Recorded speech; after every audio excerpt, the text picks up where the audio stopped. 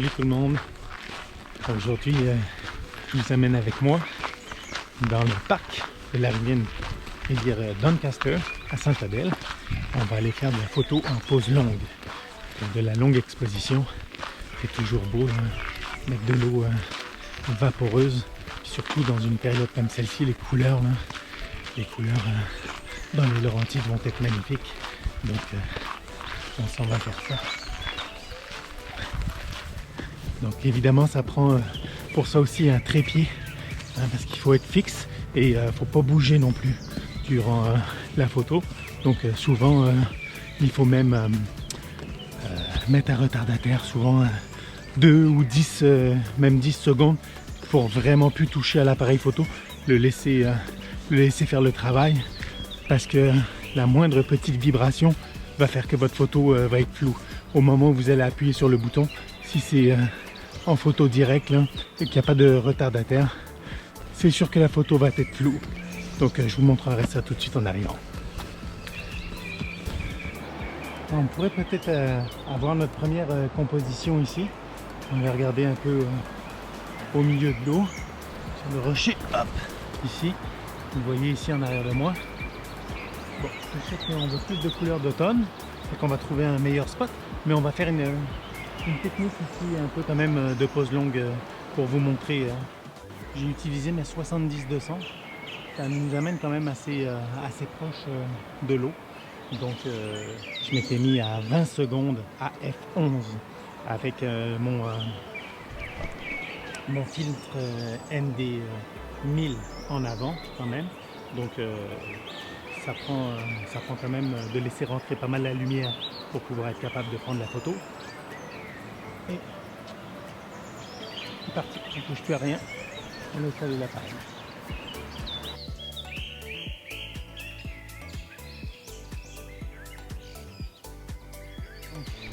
On est reparti.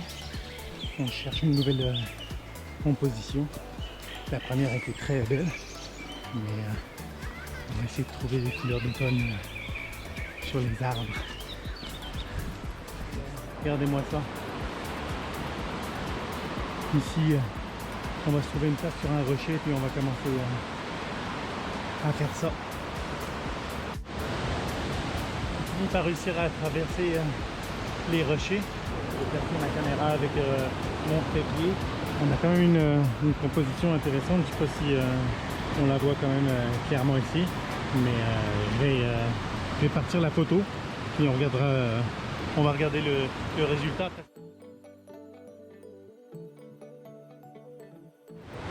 Donc très belle composition. On va aller encore un peu plus loin, toujours à la recherche des couleurs d'automne. Donc pour moi là on est arrivé à mon spot préféré.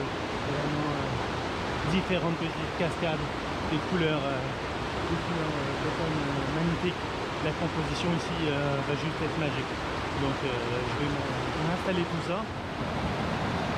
Je vais essayer avec une autre lentille, je vais essayer avec un 50 mm pour prendre encore un peu plus large, moins croppé dans l'image, pour essayer d'avoir le plus de choses possible.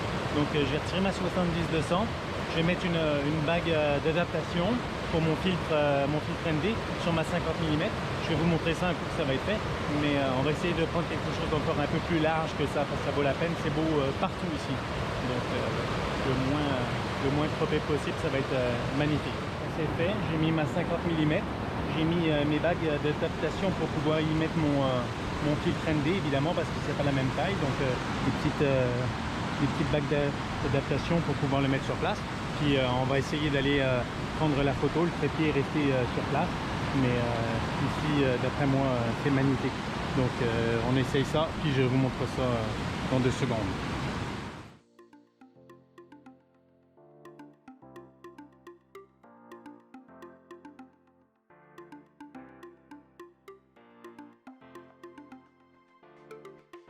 Donc une petite composition intéressante ici, ça va être la dernière de notre randonnée.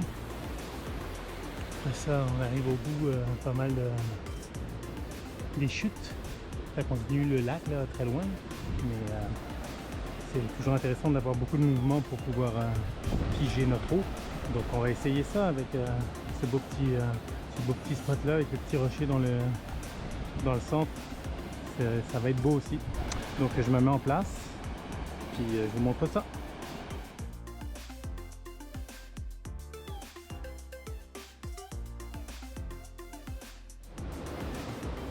Donc c'est fini la petite escapade à Doncaster.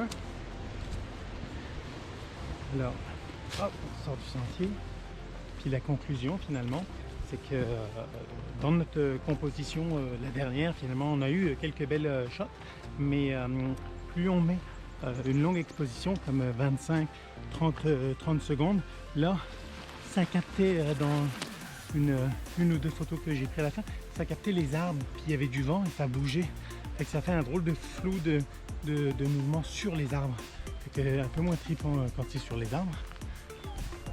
Donc je vais vous montrer quand même un exemple de ce que ça donnait quand le vent faisait frétiller les feuilles.